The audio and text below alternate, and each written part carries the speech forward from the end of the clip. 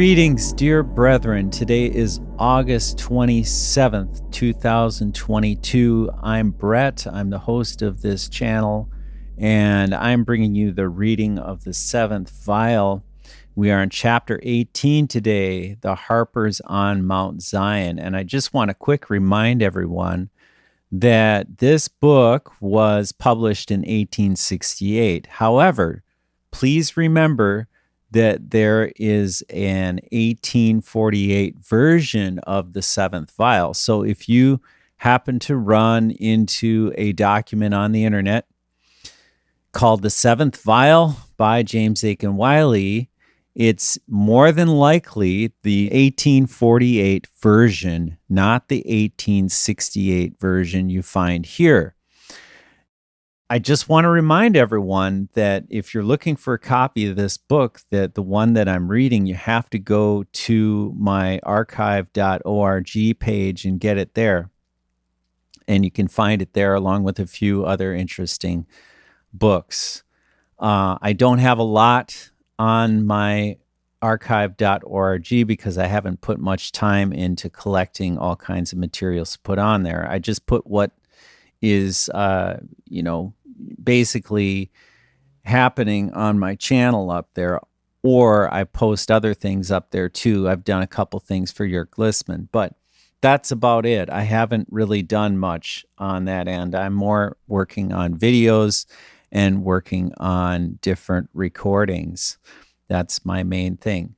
And I also would like to thank Alec there in New York for putting together this PDF. He's at lutheranlibrary.org. That's lutheranlibrary.org. We're going to go into the Harpers on Mount Zion. So thank you for joining me.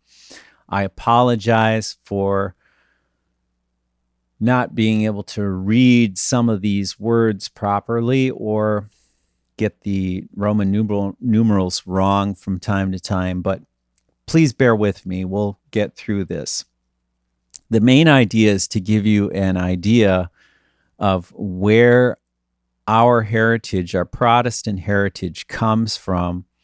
And, I consider James Aitken Wylie's work to be some of the most interesting and well-learned subject matters of the 19th century. So, we'll go into the reading of this chapter 18 in the 1868 version of the 7th Vial, the Harpers on Mount Zion. As the night of his 7 last plagues closes darkly around Antichrist, we behold the day opening upon the church. John had just been shown a vision of the rise of the beast of the abyss. He had seen him erect his monstrous and horrid shape above the troubled deep. He had seen him cast his looks of pride and scorn towards heaven, and he had heard him blaspheme the God who dwells there. He had beheld him rushing in his fury upon the 2 witnesses and killing them, and not content with shedding their blood, he had exulted over their remains, subjecting them to foul dishonor.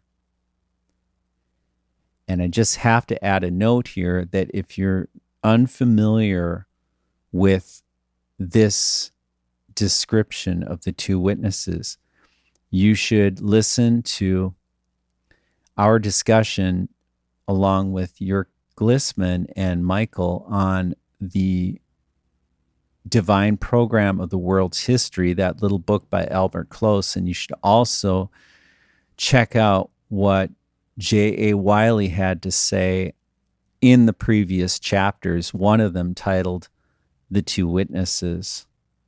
Now, as I am reading and discussing this, I'm not telling you that everything in here is factual. You have to do your own research and come to your own conclusions. And you can't ask me about it because I'm not all full of knowledge here. I'm as fallible as any other man. We have to rely on our own research and study in order to have faith to begin with. Remember the scripture that says, study to show yourself approved, a workman that needeth not be ashamed, rightly dividing the word of truth. So that is your duty, and as well as my duty as saints of God. We're the living saints. We're not dead yet. God willing, we will live to at least conclude our lives, and God knows very well what he has planned for his people. So let's just be patient with him. All right, so back to the reading here. I go back a sentence.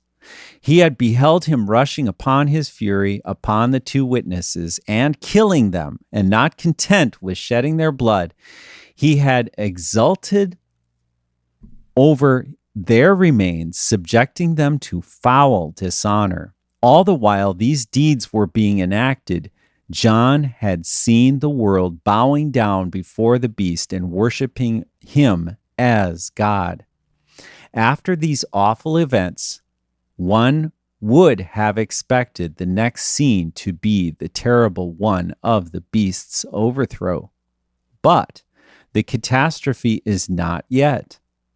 When the curtain rises, the view rests on comparatively small but blessed company gathered with the Lamb and standing with their harps amid the light of the Mount Zion. Quote, and I looked, and lo, a Lamb stood on the Mount Zion, and with him 144,000, having his Father's name written in their foreheads. Unquote. That's in the book of Revelation, chapter 14. And by the way, for some reason, the Blaney version of the Bible has changed the Zion from with a Z to an S. It's S-I-O-N. So if you search, you have to search it S-I-O-N to find this with the search engine. Just thought I'd note that down because I tried it myself. Okay, so we continue. We saw this company before, immediately previous to the apostasy of Christendom, and just as the beast after which the whole world was to wonder, save those whose names were written in the Lamb's book of life, was about to rise and begin his domination, we saw a certain number, the precise number that now appears on Mount Zion with the Lamb, selected in divine sovereignty and sealed by God in order that they might not be seduced by the craft of the beast, nor destroyed by his power. But where had they dwelt, and how had they been preserved? When Antichrist reveled in the wealth and dominion of the Western world, they had found an asylum in the wilderness. Yes, the witnesses found an asylum in the wilderness. When the Gentiles were treading underfoot the outer court, they ministered at the altar. And how often did they there present the sacrifice of their own lives? For as individuals, they were mortal, though as a sealed company, they were inviolable and immortal.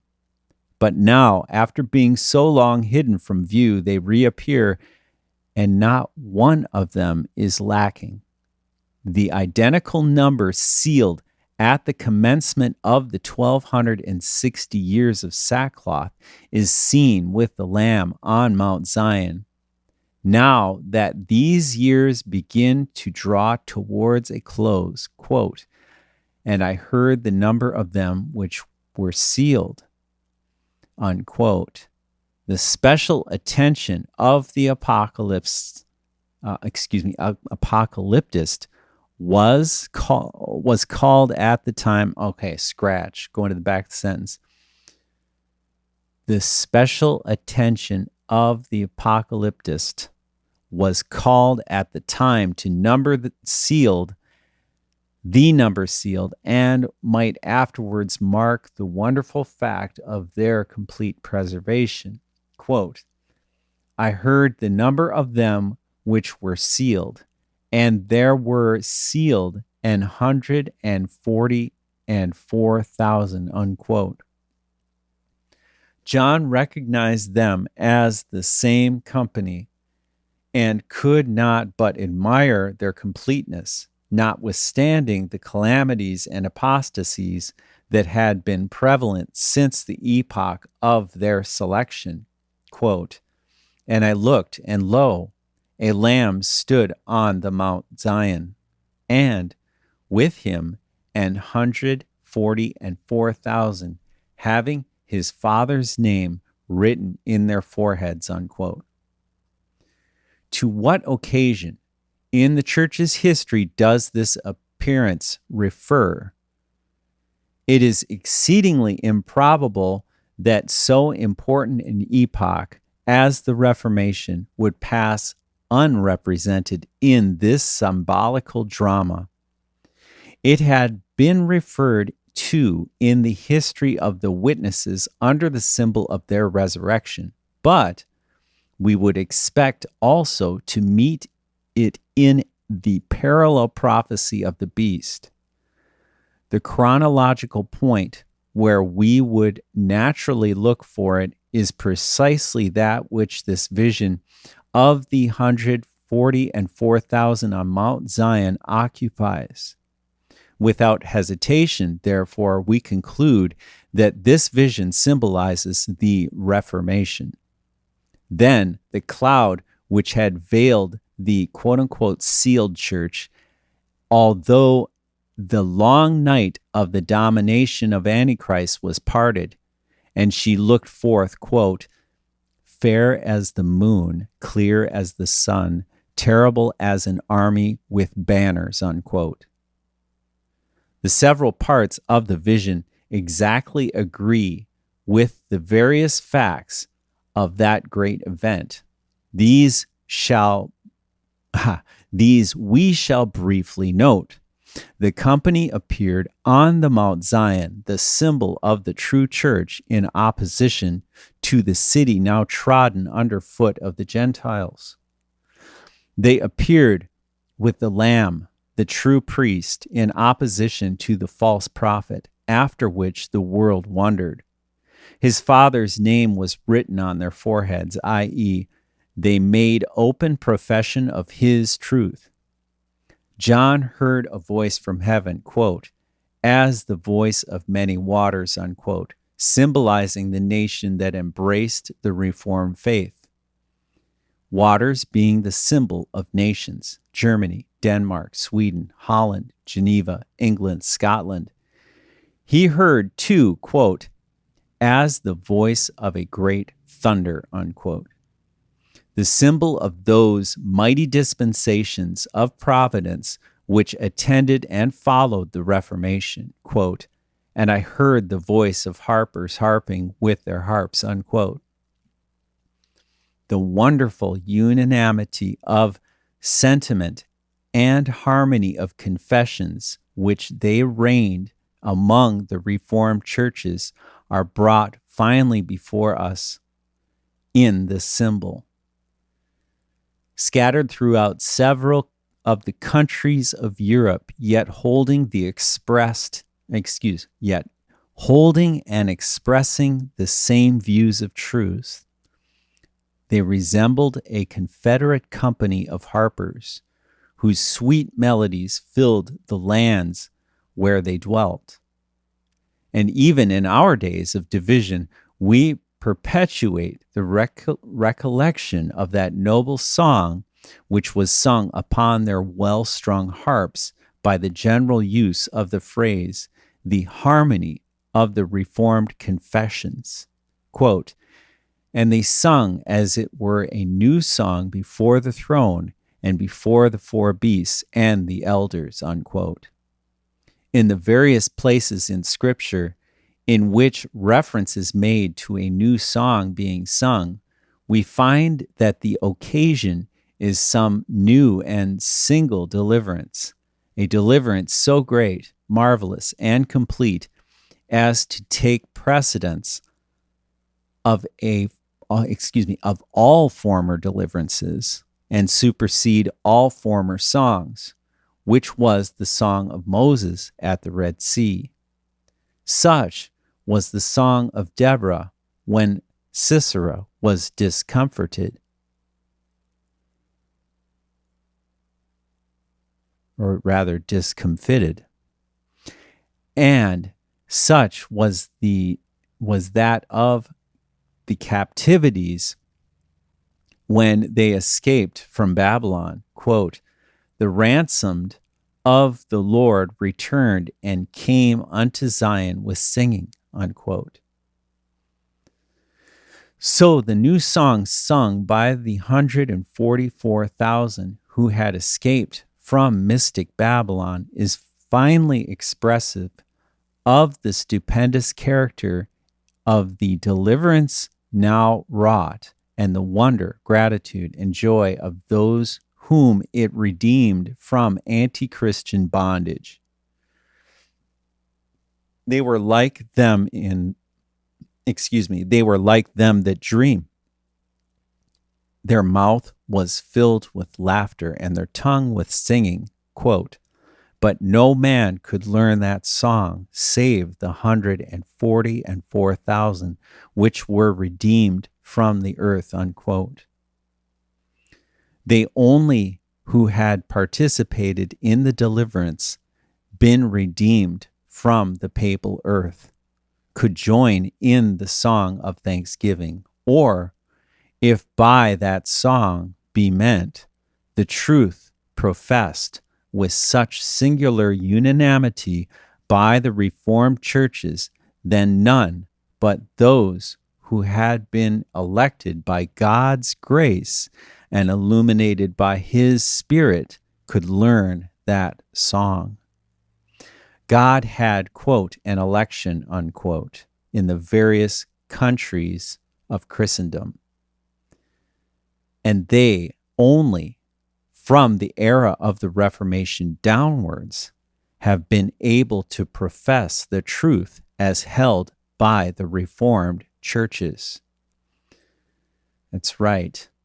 I just want to add a quick comment that the problem with the Reformed churches is that they stopped reforming and they became complacent, and that's where the Jesuits come in to de-root the Reformation. I was just looking at that. Jörg Lissman did a series many years ago on the Jesuits de-rooting the Reformation. It's a very interesting playlist.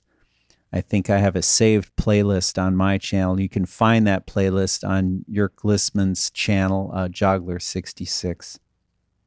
And I have a link to that in my, if you go to the title page of my YouTube channel, you'll find it. Okay, continuing. Several particulars of their life and character were added. Quote, they are virgins, unquote, which intimates the care that they would exercise to preserve themselves both in doctrine and practice from the pollution of the Romish idolatry. Quote, these are they which follow the Lamb whithersoever he goeth, unquote. The symbol of their steadfastness, self-denial, and patient endurance. Many and grievous accusations would be preferred against them. They would be regarded as rebels by the civil authorities and heretics by the ecclesiastical. Nevertheless, they should stand acquitted in the presence of him whose judgment is according to truth. Quote, and in their mouth was found no guile, for they are without fault before the throne of God, unquote. To these elected and sealed ones should attach the furthest interest of being the first fruits of Reformed Christendom. Like the sheaf presented of old in the temple at the beginning of the harvest, the Reformed Church was the first sheaf of that glorious harvest yet to be gathered from all the countries of Europe. The Christians of the Reformation were a truly noble band, yet they were only the pioneers of that myriad host which was to follow them in the ages to come, and which they were to lead up to the throne of the Lamb. Quote, "These were the redeemed from among men, being the firstfruits unto God and to the Lamb." Unquote. The great apostasy was now drawing to its close, and by three grand epochs was the work of God on earth to be revived, and the millennial glory of the church introduced. These three distinct stages are exhibited under the symbol of three successive angels seen by John flying in the midst of heaven. To each of these revivals in the church, there is a corresponding epoch in the downfall of the papacy. The first is thus described, quote, "And I saw another angel fly in the midst of heaven, having the everlasting gospel to preach unto them that dwell on the earth, and to every nation, kindred, and tongue, and people," unquote. This angel is the symbol of a body of faithful preachers of the gospel to arise at the time referred to in the various countries of the Roman earth. To ascertain the epoch in question, we have only to inquire when was the first general promulgation of the truth in Europe after it had been suppressed by Antichrist? Undoubtedly at the Reformation. And what corroborates this opinion is the fact that the angel gave warning of the danger of continuing in the idolatry of Rome and revealed to men the true object of worship, quote, saying with a loud voice, "Fear God and give glory to him, for the hour of his judgment is come, and worship him that made heaven and earth and the sea and the fountains of waters," unquote. The very call which the Reformed preachers addressed to popish idolaters. The second angel, we apprehend, marks the epoch of the termination of the 1260 years. He proclaimed the fall of Rome, quote, "And there followed another angel saying, Babylon is fallen, that great city, because she has made all nations drink of the wine of the wrath of her fornication," unquote. It is not the final, but begun the fall of Babylon that is here announced. For the second angel is followed by a third who proclaims her consummated ruin. The reference here we conceive is to the tremendous blow which the first French Revolution inflicted on the papacy, and from which there is no probability it will ever recover. On the minds of Protestants, that dispensation produced an impression that popery was near its fall, just as if an angel had cried it from heaven. The third and last angel announces the completed overthrow of Babylon. This is plain from the fact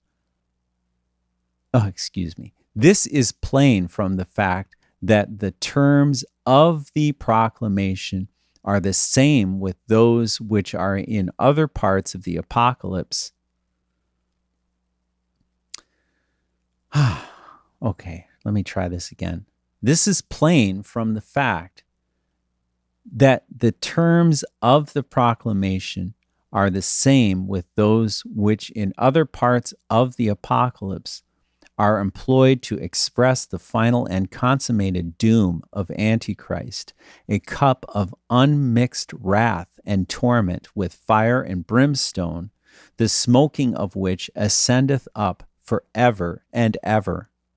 And the third angel followed them, saying with a loud voice, quote, If any man worship the beast and his image, and receive his mark in his forehead or in his hand, the same shall drink of the wine of the wrath of God, which is poured out without mixture into the cup of his indignation, and he shall be tormented with fire and brimstone in the presence of the holy angels and in the presence of the Lamb. And the smoke of their torment ascendeth up forever and ever. And they have no rest, day nor night, who worship the beast and his image, and whosoever receiveth the mark of his name, unquote. Then follows an intimation, the import of which we take to be that now, at last, the period of suffering allotted to the church had terminated, and that henceforward the saints should enjoy a special blessedness. Quote, Blessed are the dead which lie in the Lord from henceforth, unquote. Has the third angel, the herald of Babylon's final doom, yet appeared in heaven? We can confidently affirm that he has, neither are we prepared to maintain that he has not. When we look to the Roman earth and contemplate the insurrections, massacres, intestine broils, and bloody wars of which it is at this moment the theater, when we think of the fierce resentments and animosities which have sprung up and which every hour is exacerbating, and which are now being directed in their full force against the members of that city whose capital is the Seven Hills, we are persuaded that we see the cup in the hand of Babylon, the fires kindled amid which she is to be consumed, and the smoke of her torment already ascending into the skies. It is not here only, but in other parts of the Apocalypse, and also in Daniel, that we find the three great epochs that will constitute, quote, the time of the end, unquote, predicted.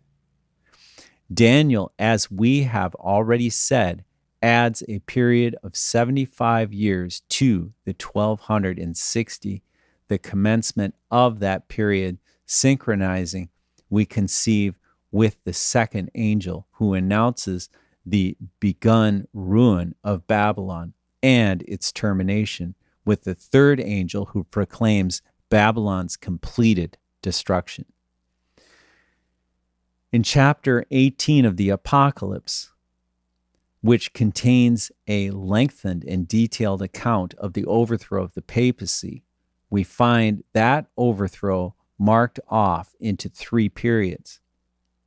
The first is that of an angel with whose glory the earth was lightened, and, quote, cried mightily with a loud voice, saying, Babylon the Great is fallen, and is become the habitation of devils, and the hold of every foul spirit, and a cage of every unclean and hateful bird, unquote. This angel seems to correspond with the era of reformers whose preaching lightened Europe and who exposed the ambitions of popery in almost the identical words of the angel. The next stage is that of the voice which gave warning of the approaching plagues of Babylon and called on God's people to flee out of her, which synchronizes, we apprehend, with the French Revolution, when her doom began to be inflicted. The last is termed, quote, a mighty angel, unquote. Power is his attribute, for he shall finish what the other two only commenced, and accordingly, the act he performs strikingly symbolizes the sudden, fearful, and irretrievable ruin that shall then overtake Rome. Quote, and a mighty angel took up a stone like a great millstone and cast it into the sea, saying, thus with violence shall that great city Babylon be thrown down, and shall be found no more at all, unquote. There are yet two prefigurations in the apocalypse of, quote, the time of the end, unquote, fraught with more terrible import that even those to which we have just adverted, the harvest and the vintage. These are terms of vast significance. They denote scenes of judgment, outstanding in terror, unique in character, inasmuch as they close eras to concentrate into a brief period the punishment due for long ages of spiritual sorcery and bloody tyranny.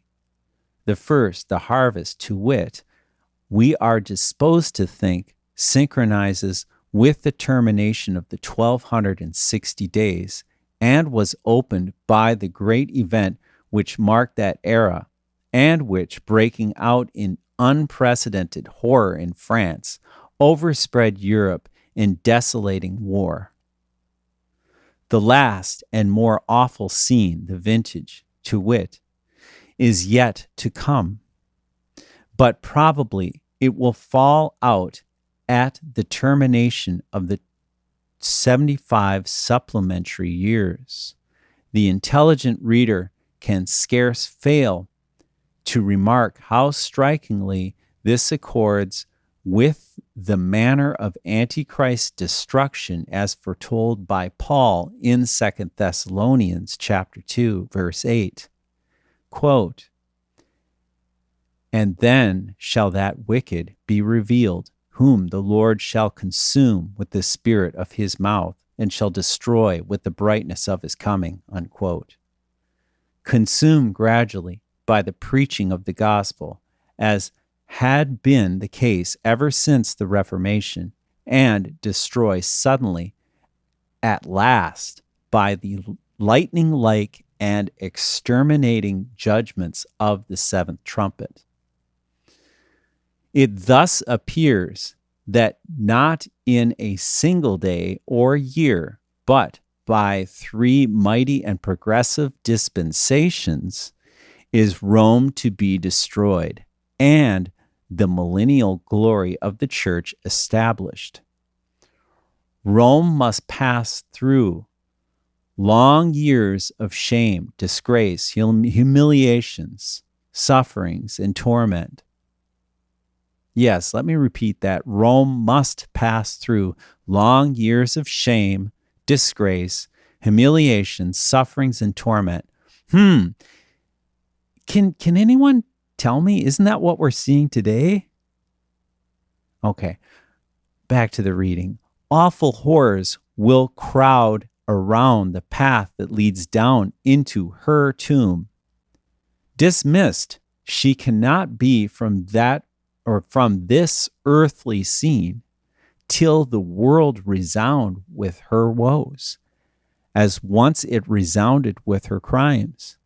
The history of the past is filled with the record of her grandeur, and the future must be filled with that of her disgrace. Most equitable and just, surely, is the sentence which has been passed upon her, quote, how much she hath glorified herself and lived deliciously, so much torment and sorrow give her, unquote. The justice that pronounced this sentence will infallibly execute it, and as the gloom deepens around the false church, the glory of the true shall wax brighter and brighter like the day, till at length it shine in the full splendor of the millennium. In this is in everything else, God has provided for the full display of his excuse me, I want to clear my throat here. The full display of his wisdom, the ample vindication of his saints, and the signal punishment of his foes. And that concludes the Harpers on Mount Zion, chapter 18. All right, so now I'm going to continue in chapter 19, the seventh trumpet. And I just want to remind you that these readings and discussions are for your study purposes. They are not to say, well, look, James Aitken Wylie is correct. No, he is just giving an exposition. That's all. And I am simply reading his exposition. And this is for our study into the, let's say, the history since the Reformation and what the Protestant people in Great Britain, James Aitken Wylie being one of the best as far as I'm concerned, Protestants in Great Britain had to say about the book of Revelation, one of the hardest passages, some of the most hardest prophecy in the entire Bible. And not only that, but the book of Daniel, the two great prophetic books of the Old and New Covenant, that is the Old and New Testaments as we know them today. So let's continue in the seventh trumpet. The dark scene of Babylon's overthrow now opens to our view in the symbols of the apocalypse, as, not improbably, it is about to do in the astounding events of our times.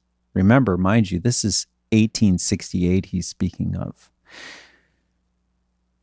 A consideration fitted surely to produce that solemn and devout spirit which eminently becomes an inquiry like the present.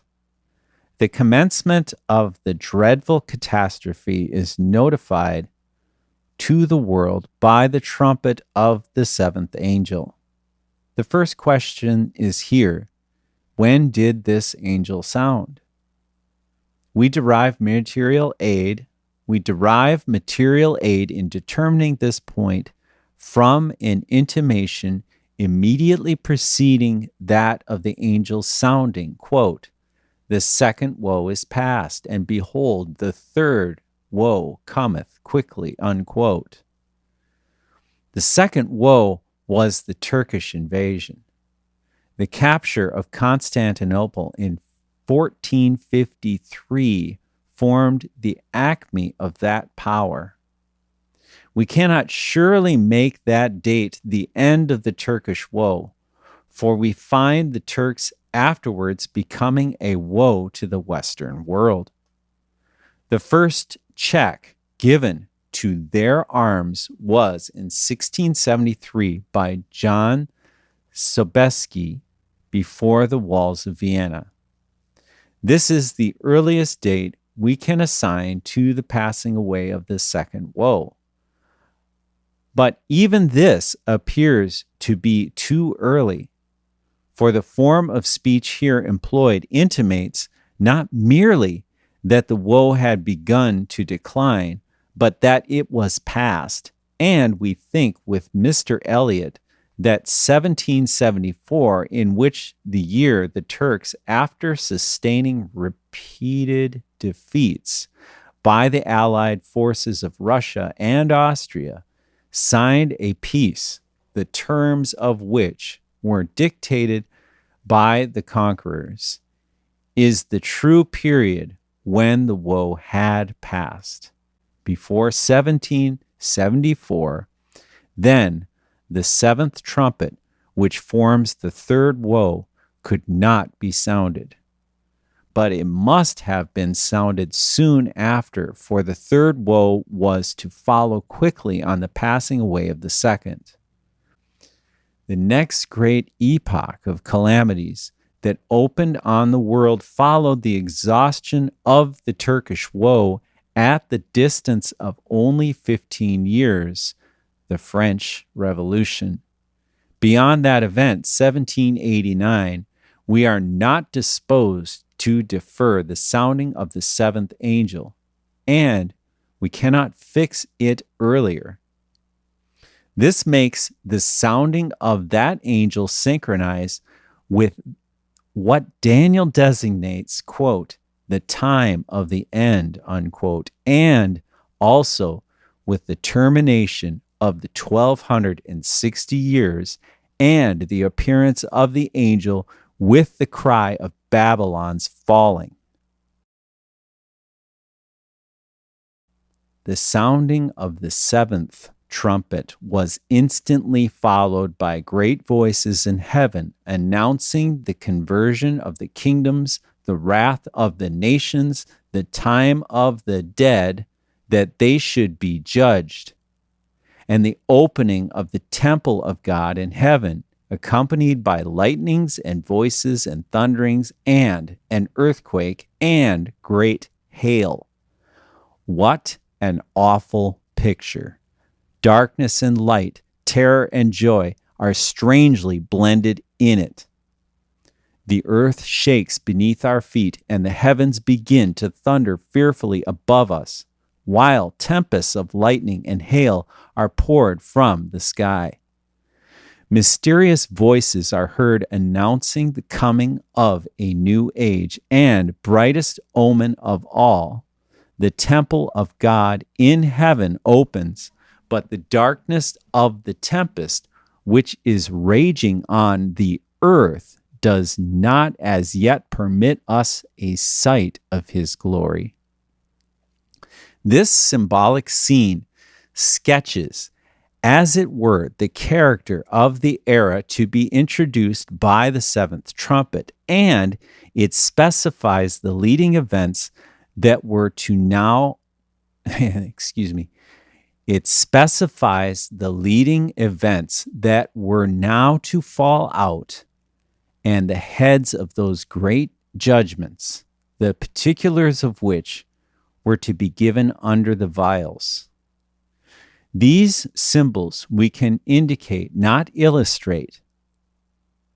They depict the era which the seventh trumpet was to introduce as eminently an era of quote-unquote earthquakes, that is, revolutions, as an era of quote-unquote hailstorms, that is, of fierce wars, originating in a quarter of Europe lying to the north of Italy, as an era of quote-unquote lightnings, that is, of sudden explosions of popular wrath, as an era of quote-unquote the dead, or the quote-unquote dead, that is, of the vindication of the good and the condemnation of the bad of past ages.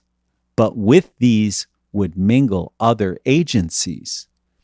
The era would wear a singularly mixed character. The agencies of destruction would be unusually powerful, but the agencies of good would also be unusually active in the promotion of the cause of human amelioration and the spiritual enlightenment of nations. In short, if this symbolization reveals the terrible spectacle of the destruction of the old world, it portrays the blessed and gladdening vision of the rising of a new and better in its room. But more particularly, the voices which spoke in heaven announced, as the first consequence of the sounding of the trumpet, the conversion of the kingdoms, i.e., of the Roman earth. Quote, the kingdoms of this world are become the kingdoms of our Lord and of his Christ, unquote. This foretells a radical change awaiting the kingdoms of Europe, a change as great as which passed on Nebuchadnezzar when, at the end of the days, his understanding returned, and he lifted up his eyes to heaven and blessed the Most High.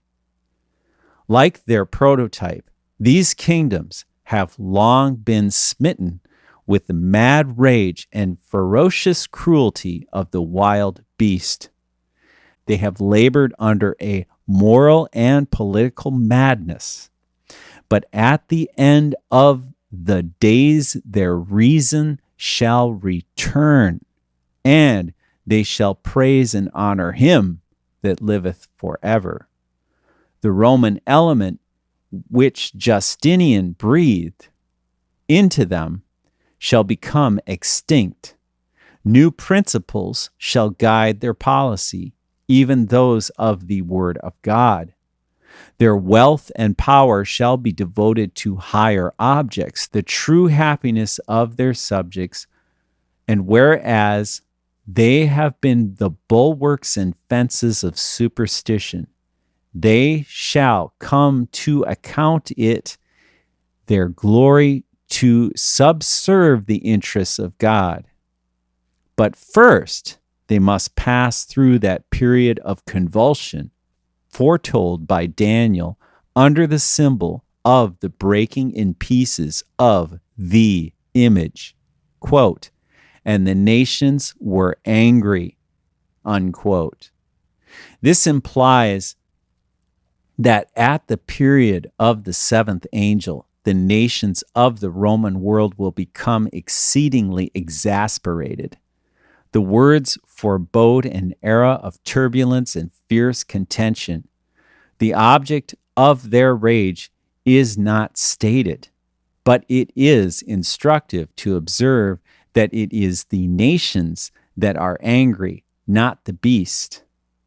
This period will be marked by some terrible outburst of popular fury, perhaps against God by denying his existence and government, perhaps against rulers by whom they have been so long oppressed, or, which is more probable, their madness will be directed against both. Quote, and thy wrath is come, unquote. This is a terrible announcement. The era of the seventh trumpet will be the day of God's wrath. Before the world can enter on a new and better dispensation, it must pass through a judgment day. If, on the one hand, there will at this period be a fearful exhibition of human passion and wickedness, there will, on the other hand, be a solemn display of the essential holiness of the divine character and the eternal rectitude of the divine government. Till the seventh angel sounded, God's wrath was suspended. Let me repeat that. Till the seventh angel sounded, God's wrath was suspended. Though his saints were put to death and through his own name was blasphemed by idolatries and wickedness on the most gigantic scale, he sat silent in the heavens as if he saw not the crimes done upon the earth, nor heard the cry from under the altar, how long? But now his wrath, no longer restrained, will burst upon the world. Crimes of long standing, particularly the slaughter of the saints, will come up for judgment and will draw down the hoarded vengeance of all ages. It says vengeance of ages. The heathen will rage, but he that sits in heaven shall speak unto them in wrath and vex them in his sore displeasure. This is Psalms chapter 2. This great judgment day, or period of wrath, will begin, we apprehend, at the termination of the 1260 days and continue during the 75 supplementary years. And it is confirmatory of our opinion that the 1260 years ended at the close of last century, that we find the world making then a sharp and sudden transition, in fact, transversing the gulf which divides modern from medieval times. Up till this very hour, the papal world had been at rest.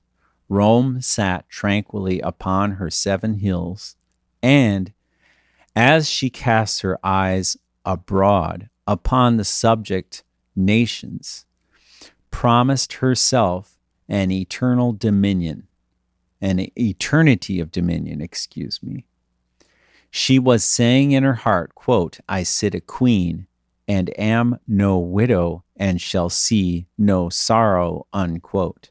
When suddenly a great shock was felt, a terrible crash was heard, thrones and altars came tumbling down, and from the very depth of the earth there came up a terrible power, rending this framework of society in its passage to the surface and establishing itself on the earth amid the wailings of dynasties and hierarchies and the cry of agonized nations, the revolution of 1789. Quote, and the time of the dead that they should be judged, unquote. The idea of a judgment day is carried out in this symbolic resurrection or, quote, time of the dead, unquote. Who these dead are and the design for which they are now judged, we gather from the next clause, quote, that thou shouldest give reward unto thy servants, the prophets, and to the saints, and them that fear thy name, small and great, unquote. It is some grand and public vindication of the martyrs slain in former ages that is here foretold. They had this day in their eye when they were slain, and from the tribunals where they were condemned, from the fires and the scaffolds and dungeons where they perished, they appealed to the judgment of this day. And when it comes, the events of providence shall make it as clear to the world as if the great judge himself were to erect his tribunal on earth, that their cause was just, and that they perished witnessing for religion and liberty. In the triumph of their cause on that day, and the honor to which their memories shall be raised, God shall give reward unto his servants the prophets, and to his saints, and those of them especially who lived during the 1260 days of the domination of Antichrist, and were called to prophesy clothed in sackcloth, quote, and shouldst destroy them who destroy the earth, unquote. Still, the figure of a judgment day is carried out.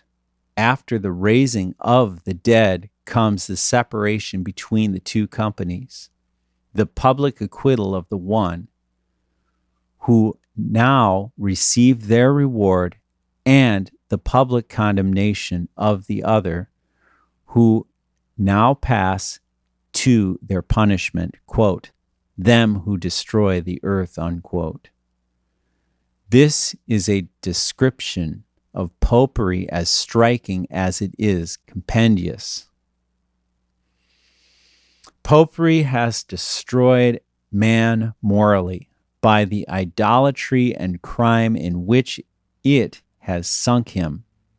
It has destroyed him socially by the demoralizing and disorganizing principles it has imbued him with losing him from the most solemn obligations of morality and from obedience to lawful authority. It has destroyed him intellectually, inasmuch as it has enfeebled his mind by superstition and crushed his liberty, together with all those arts and scientists, with all those arts and sciences which can flourish only where liberty is enjoined.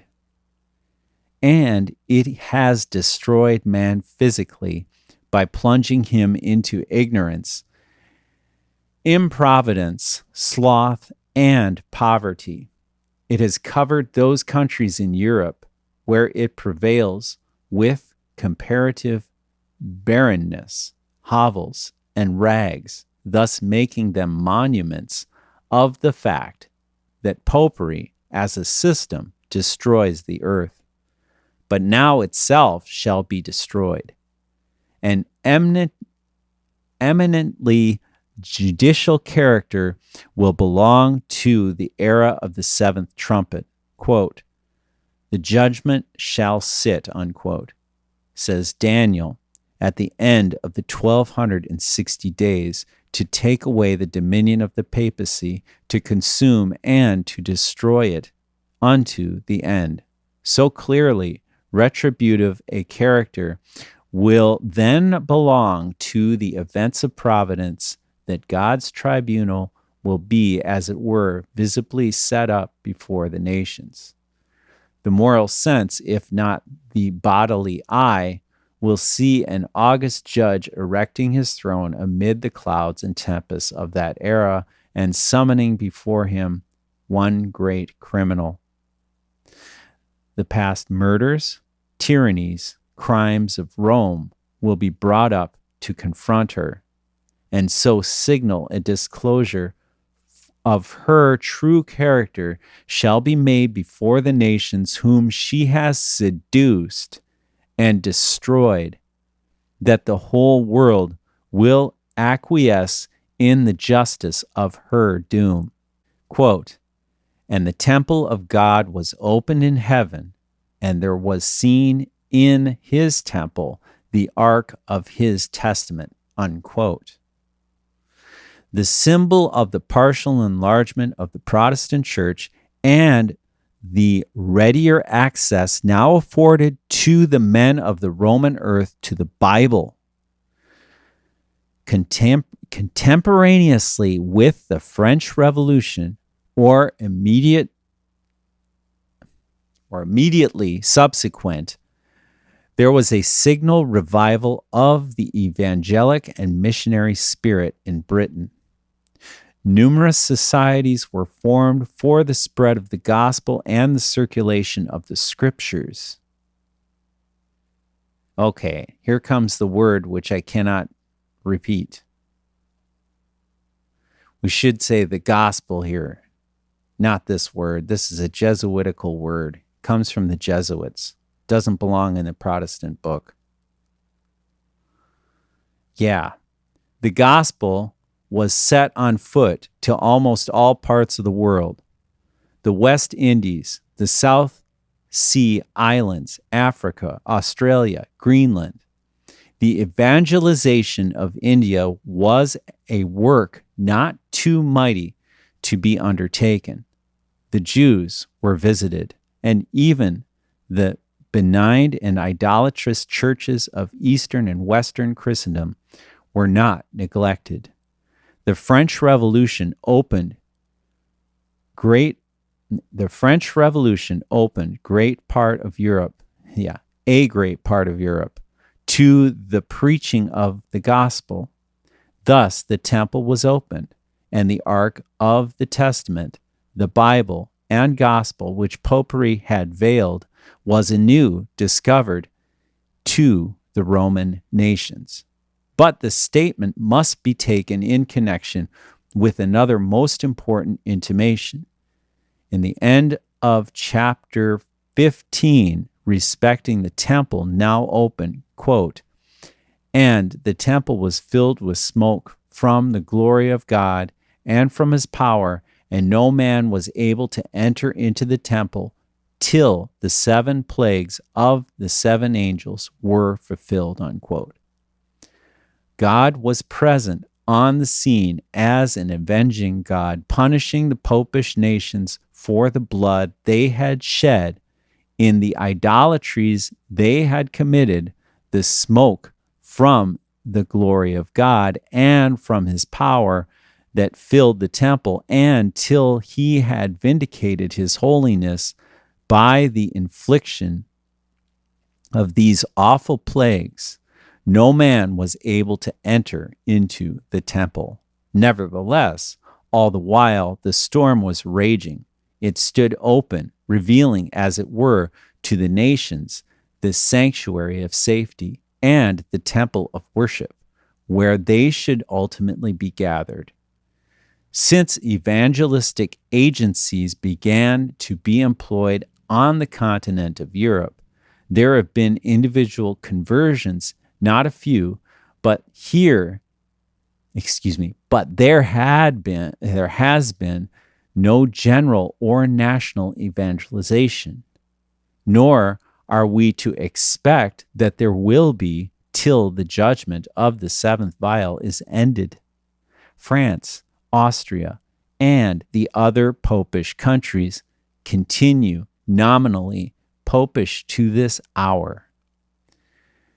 This has often occasioned great discouragement to the friends of truth, but when they think that is precisely what was foretold, the result ought to confirm their faith in the divine word and stimulate to greater exertions on spreading it.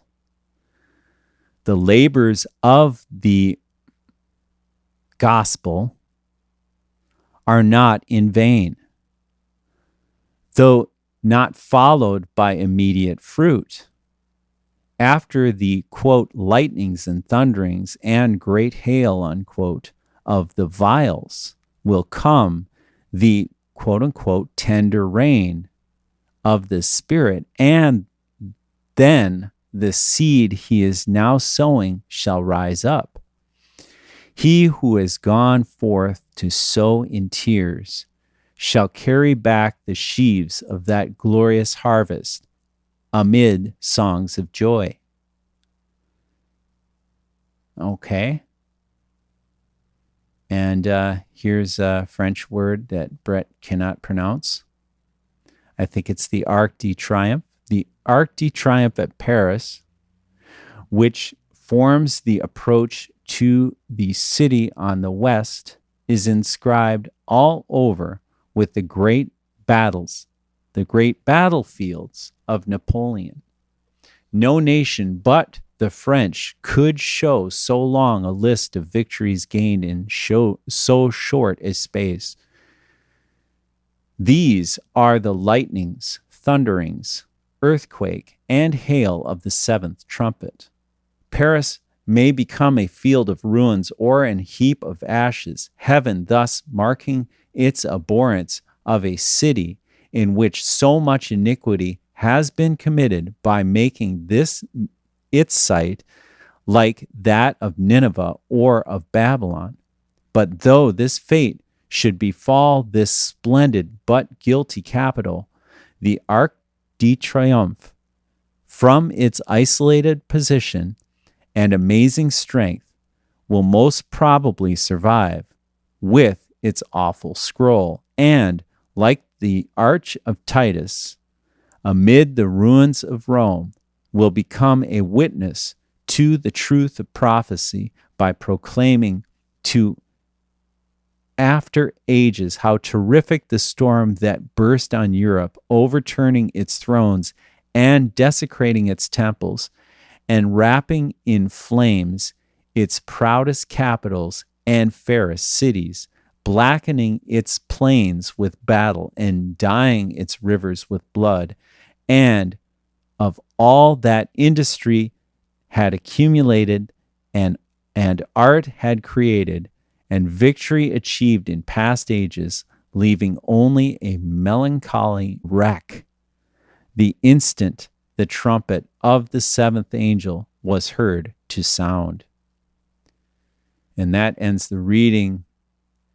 And now we come to chapter 20, the first of the three vials. And we'll catch up with you next time when we continue in our reading and discussion of the seventh vial. Maranatha.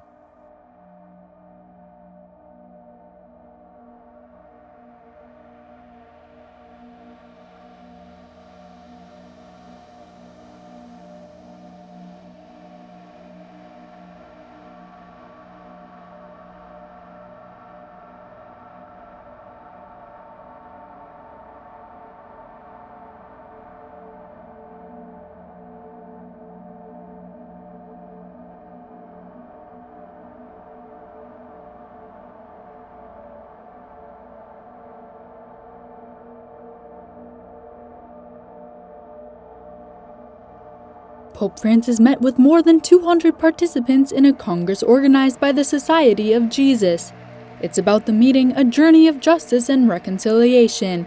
It was organized to celebrate the 50th anniversary of the department in charge of coordinating and promoting its social apostolate, the Social Justice and Ecology Secretariat. The Superior General of the Jesuits, Arturo Sosa, addressed the Pope at the beginning of the meeting.